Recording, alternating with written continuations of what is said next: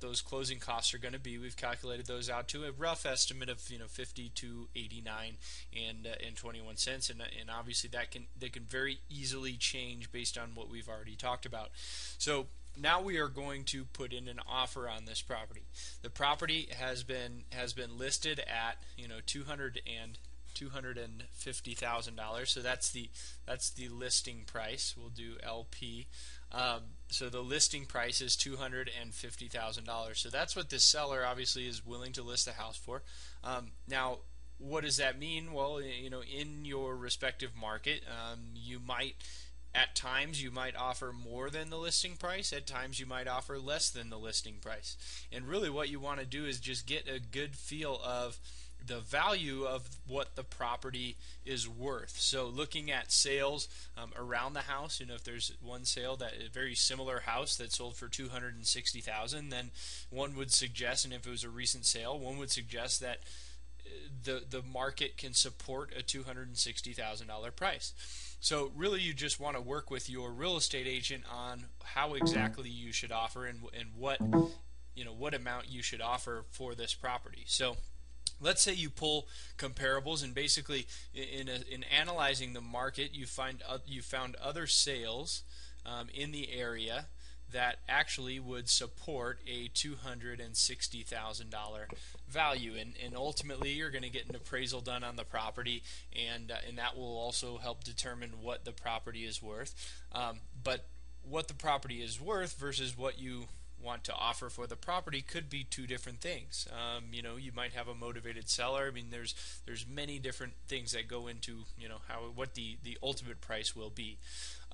But moving forward, so we've decided that the property is worth $260,000. It's listed at $250,000. So you have a couple options on how to put in this offer. You can offer $250,000 and ask for no closing costs, which would basically net the same result. You'd still net 200. It'd be a $250,000 sale. Another option that you have would be to offer more money for the property and then ask for your closing costs, and we'll kind of get to this right now. So basically if we offer, so this is going to be offer one,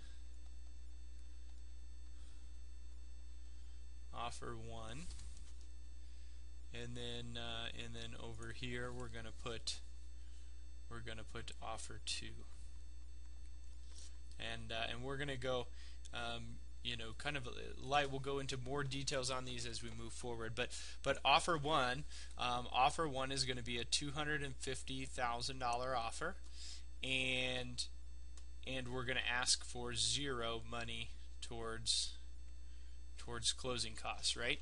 So if you're going to put 5% down, you'd be coming in with $12,500 down. So the loan amount would be $237,500.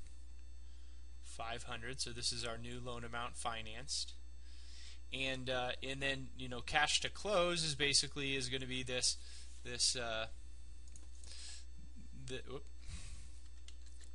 $12,500, right? Plus your closing costs, because they're not paying any closing costs. So plus this 5289, right?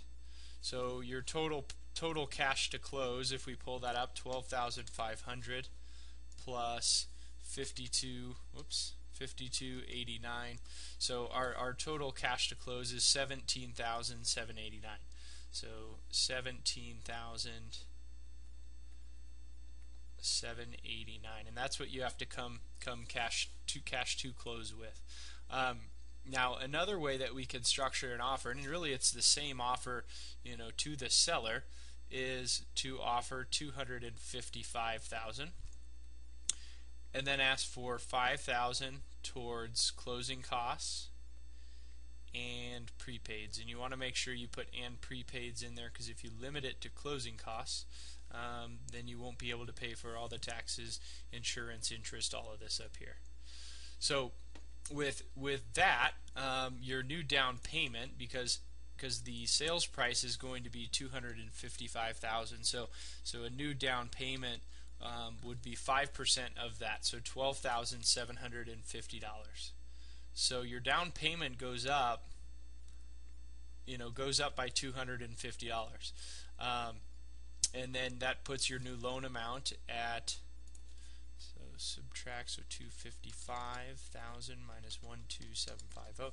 So your loan amount is 242,250. So 242.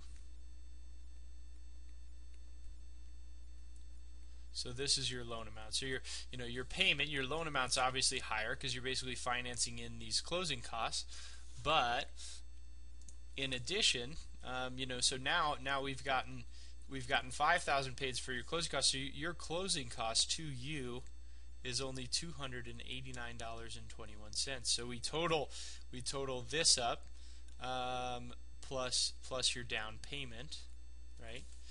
And your total savings at closing, or your total amount at closing on this, is $13,379. So if we subtract that from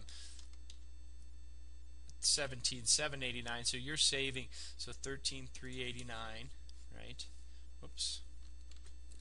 So $13,389, right? So your cash to close is only, you're going to be saving $4,749. So this is in your pocket, $4,749, and this is cash straight to you. So we talk about depleting and being comfortable in depleting your down payment and any funds that you have. This option right here will basically keep close to $5,000 in your pocket, and it's the same amount to the seller. So whether you're dealing with a bank or a short sale, yes, some of them might not do this, but at the same time, it's the same net price. They're getting $250,000 here. They're getting $250,000 here. So as far as how we I guess the only time when you wouldn't do this, and where it could come back to basically to affect the deal, is again, we're basing this off a $260,000 appraised value. So on a purchase, when you go and purchase the property, basically you would need this to appraise at $255,000. So you've said that the house is worth $260,000. And based on that, you'd feel pretty comfortable offering $255,000 because you think it'll appraise at $260,000, which would mean you'd still have equity in the property, and you'd still be able to basically to finance it into the loan and save yourself that out-of-pocket expense. And moving forward in the next video, we're going to talk about basically different ways that we can structure this centered around your interest rate, and using the interest rate to pay for closing costs. So if you didn't get the seller to pay for closing costs, or say this property only appraised at $250,000. Well, now if we offer $255,000, we're offering over the appraised value, and that's going to be an issue with the bank. So you're still going to be coming in with that difference, that $5,000 difference. So we can only structure in these closing costs if we know that the house will appraise for more. So to just recap, as far as your offers, this is one way where if you're limited on funds to close, you can make sure to structure this to basically include paying for your closing costs. And the difference in payment, you're going to be financing a little bit more money, so your payment might be a little bit higher. But aside from that, really you're able to keep money in your pocket.